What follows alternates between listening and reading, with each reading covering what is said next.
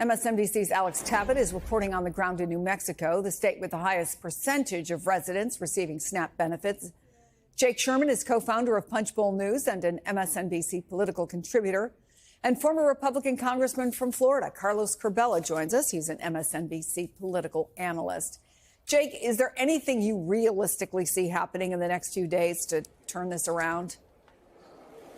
No, I don't. A few things. Number one, there is a contingency fund that could backfill SNAP benefits, but the administration, the Trump administration, does not believe they are within the limits of the law to use that money to backfill SNAP. SNAP spends about $9 billion a month. That contingency fund has about $5 billion, but they've come to the conclusion, backed by Speaker Mike Johnson, that they don't have the ability legally to do that. So that's the choice, and that's the calculation and the choice that they have made. That's number one. Number two, there is a chance that the Senate could pass a standalone bill.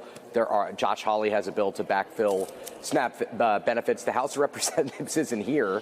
And if it does pass the Senate, which is no sure thing, then the House would have a really tricky calculus to make in coming back. The White House, meanwhile, is not interested in these kind of one-off bills. They want to keep pressure on Democrats to open the entire government, not just fill money into the SNAP account. So there's just a lot of, it's a lot of chicken going on between all the parties involved, and there's real impacts. I mean, if you look at, and we put this in our newsletter this morning in Punchbowl News AM, if you look around the country, the front page of a ton of newspapers on Sunday, to the extent that people still read newspapers, and I hope they do, carried stories about SNAP and the challenges without funding and food banks coming online and trying to make up the difference. So it's a real big problem, and this is a major pain point that Congress is going to have to deal with and be cognizant of.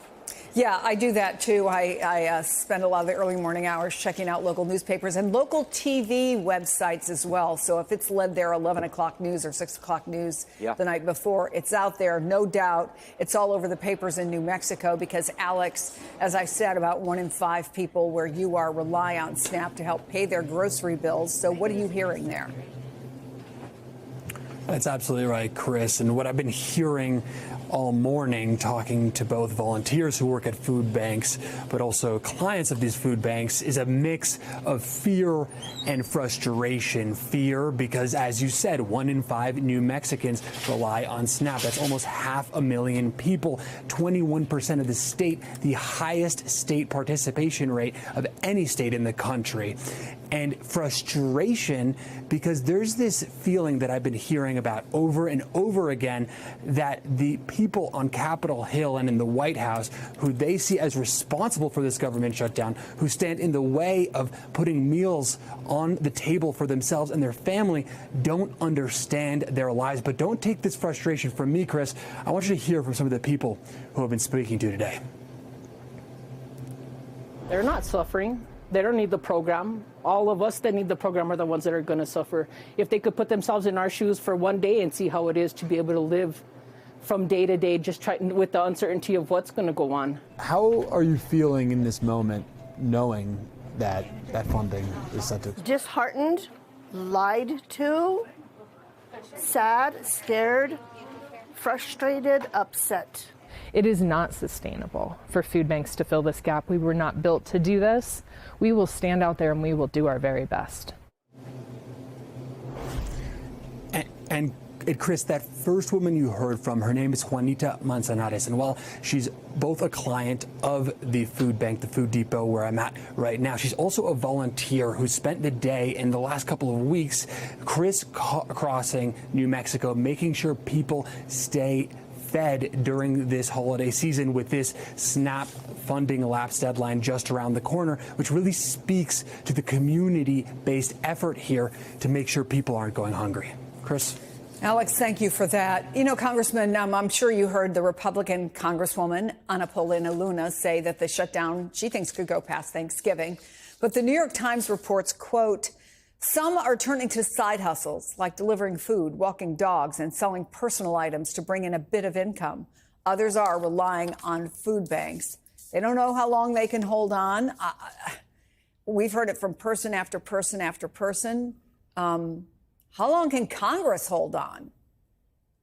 Well, Chris, I think the big challenge here is that both parties feel supported by their base voters in their current stances. You know, Democrats, the Democratic base wanted to see their party stand up to Donald Trump, show that they could be tough against Trump and congressional Republicans, so they don't feel any particular urgency. Maybe these new dynamics with unions asking to end the shutdown, that could pressure both parties. And then on the Republican side, you know, there's no pressure from the base either to reach any kind of compromise with Democrats. The polling, although it seems Republicans are paying a higher price, there isn't that big of a difference in who the American people are blaming. So for now, I think it's status quo, as Jake said. I don't see this changing anytime soon unless there's more and more pressure, unless there's more pain like the one that we're seeing here in New Mexico and throughout the country that gets more attention and where people just start clamoring for some kind of change. But for now, it doesn't seem like anything is going to change the current dynamic. Well, as we've been pointing out, Congressman, yeah, SNAP is not the only government program under threat. WIC, Head Start, they provide nutrition assistance to mothers, babies, small children. Essential Air Services, they subsidize airline service to small rural communities. I mean, you could go on and on about programs that are affected, but I think the thing to point out is they affect all states, red states and blue states. What is it going to take for what's it going to take for the White House to see this differently? I think, sadly enough, it's just going to have to get worse and worse, right, in terms of the impact out there, in terms of the local stories in each community. And maybe that can build enough political pressure that will reach one side or the other. And by the way, the sad part of all of this is that it really wouldn't be very hard for the two sides to come to an agreement, at least on having a formal negotiation on these Affordable Care Act tax credits that Democrats are championing. And that would also have a major impact if that's not addressed throughout the country next year, especially in states like Florida, where there's a very high number of people that are subscribed to these plans because we're not a Medicaid expansion state. So I really do think, Chris, that it's going to take more and more pain that translates into political pressure in order to push these two sides to end this stalemate. Yeah, I'm just trying to figure out, Jake, what that line is. I mean, maybe just because I have these people on my show every day talking about borrowing against their 401k, talking about when they're going to run out of money, talking about having to sit down with their kids and explain what's going on, that they can't have any extras. I mean, it goes on and on and on. Are members of Congress not hearing this? They are. Well, first of all, let me address that. So yes, they are, absolutely. And both sides are just blaming the other side. So it's you know, typical in this charged political climate that would happen. But I respect Carlos a ton, and I knew him when he was here. But I think he's wrong on one point and just one point only. It is difficult to agree to have this conversation when Mike Johnson just this morning said, I think these credits are bankrupting us. I think they're phony. They're you know, they are going to bail out insurance companies. I mean, Mike Johnson and Steve Scalise and Tom Emmer are opposed to these tax credits. Like, I think this bears repeating. The thing that Democrats are asking for is something that House Republicans believe A, does not work, B, is broken, and C, goes against their principles, so to speak.